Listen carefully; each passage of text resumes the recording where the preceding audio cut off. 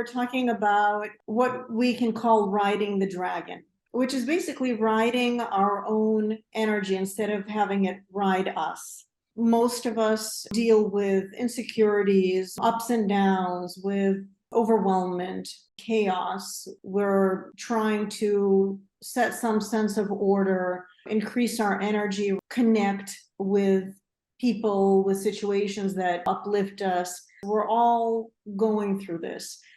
Practically every single being on the planet is going through some kind of challenges in our own way, where we have to try to be able to successfully surf the wave of our life. Now, that is especially true of artists and of athletes and people who are not as conventional as many others are. So when we don't have an infrastructure that's set, when we're not as stable or as balanced as what we call the norm, then it's even more challenging to be able to understand what it is that we're supposed to do, how to control our energy, and channel who we are creatively versus destructively. Tell me about what it was like when you were maybe younger and you didn't have this structure, when you were not aware of how to ride your energy. What did you go through? Looking back, I can say that my energy was kind of like all over the place. I didn't really know where to focus my energy. So it was just like doing everything at once, saying yes to everything, not really planning for the next day. At a young age, we're lucky because we have a lot more energy, but in the meantime, do we use our energy the way we're supposed to? If someone had told me this, it would have changed a lot of things, because I would have probably been able to grasp more opportunities, done a lot more. How did you actually feel when you didn't have the focus? Tired. Okay. I think that's the right words. Yeah, tired. What way? Tired in a way where it's hard to pick up where you're supposed to be. You kind of fall back because you're always focusing on things that don't really matter, or just things that will distract you in order to just get away in a sense. It would even make me feel depressed. You want to keep up, but it's really hard to keep up. Skateboarding, martial arts, hanging out with friends, and then going to school. And I think it really came with all the homework as well, trying to find the time to balance everything and to focus the energies. When I first started feeling maybe a little more depressed was when, the work stacks up and you're having a hard time catching up. And Overwhelmed maybe too? yeah, overwhelmed, exactly, overwhelmed. It sounds like you weren't really using your energy in the way that you needed to. Yeah, definitely saying yes to everything and not thinking about the effect it's gonna have on my body, mind. We talked about that that's not necessarily the way that you learn in a conventional, traditional way. You weren't really using your talents and your energy in the way that you needed to. And so it sounds like there was a blocked energy, which started to accumulate into the overwhelmment, a hopelessness almost of not understanding how to deal with all of that.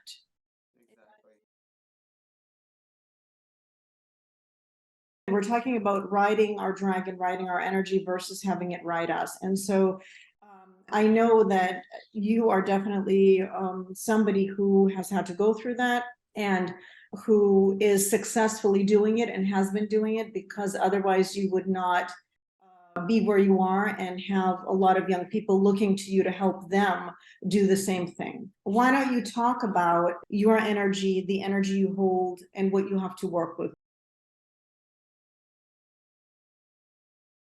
I gain most of my energy when I wake up in the morning. This is usually where I concentrate everything into meditation, planning the day, starting off right. And then as the day progresses, I tend to get more physical. So, hydrate a lot, start exercising. At night, I fall asleep pretty early because of all the activities I do throughout the day. So it sounds like you have a certain structure you've developed and it works for you. Basically being able to utilize your energy and knowing where your energy is at different times in the day. Exactly. It's very important for me to be aware of my energy, because when I tend to say yes to everyone, it usually affects the days to come. I can sense that a lot of my energy has been drained, and so I have to center myself again. Intensity. What comes to mind for you with that and your life experiences? Intensity, I would say emotions, definitely a rise in energy. Not as much now because I've had many experiences to learn from, but I would get very defensive quickly and then confrontational in a way. I would say adrenaline, like when I'm playing sports, whether it be basketball or skateboarding, I'm someone who can get really intense because I have a lot of energy, and sometimes, I can't really control it. Have you learned to be able to channel that? I've learned from a lot of experiences. I'm a lot more calmer now because I see it in a different way. I can control my emotions around it a bit better. What comes to mind when I say fire? High intensity, high frequency of energy. If there's like negative energy around you, then you can use all that fire to your advantage, figure out a way to turn it into a positive, whether it be to get out of a situation or confront the situation to have it dissipate.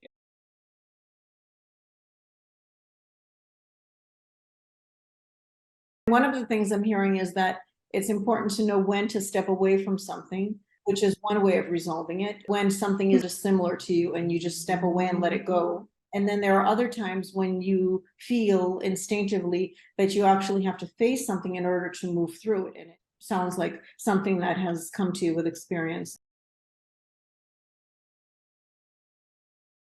Untamed, unruly energy. Tell me what comes to mind when I say that. So when I hear that, sometimes the energy comes so hard. You have like a big boost of energy, and then you don't really know how to handle it. And you try something that you maybe wouldn't have attempted, and also not being in control. Well, when I was younger, when I was trying to prove that I was good at skateboarding, I would try tricks for hours and hours and hours, high intensity. I wouldn't be able to calm down. And so I would lose control, and then I wouldn't end up getting it. And a lot of the times I would get mad at my skateboard, I would throw it around. And that's kind of like an example of not really being in control.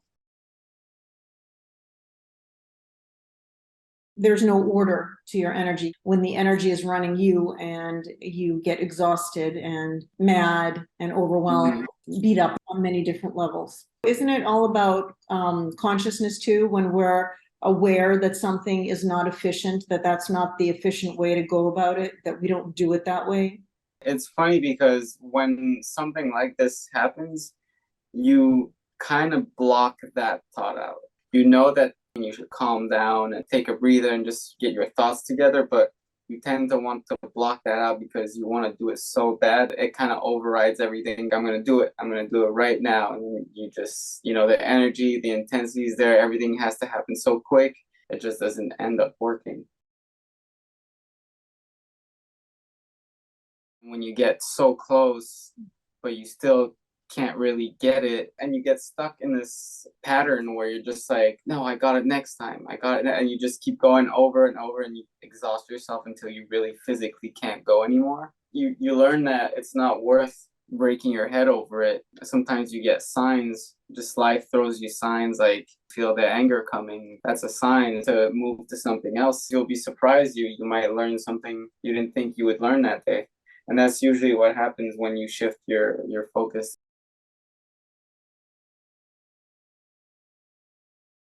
So you literally open up your energy to something that's really wanting to happen, where your energy really actually wants to go when you have somewhat of that sense that starts to develop.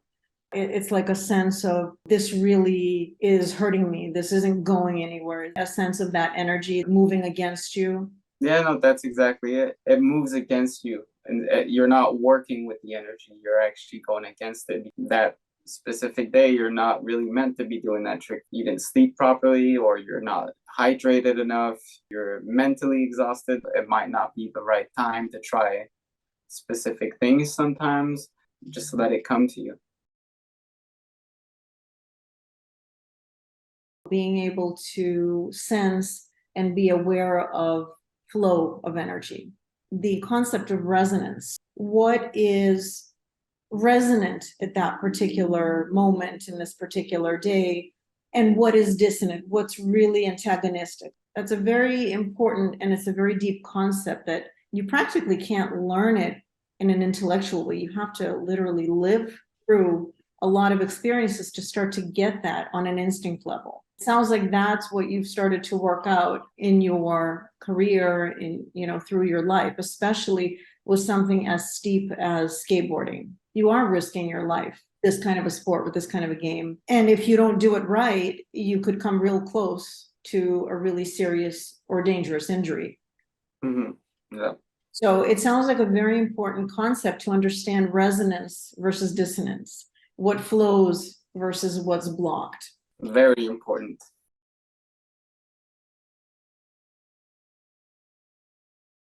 The young people who are around you, they're instinctively tuning into you and trying to understand all of these things, riding our energy, riding our dragon, being able to control and channel the energy that we have in a creative way, which takes all of these different elements.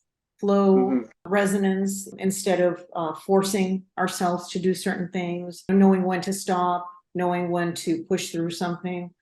Sometimes they're trying stuff. You can feel that there's something missing and that they're close to getting it. They're also close to getting hurt. The chances are that when you're exhausted, it's even harder to make it happen. And I'll tell them it's good to try to persevere, but sometimes you need to shift your energy to something else, because if you end up not getting it, you might just have a bad day overall or bad session, when really, if you shift your energy, that might take you somewhere else, and that changes the whole session.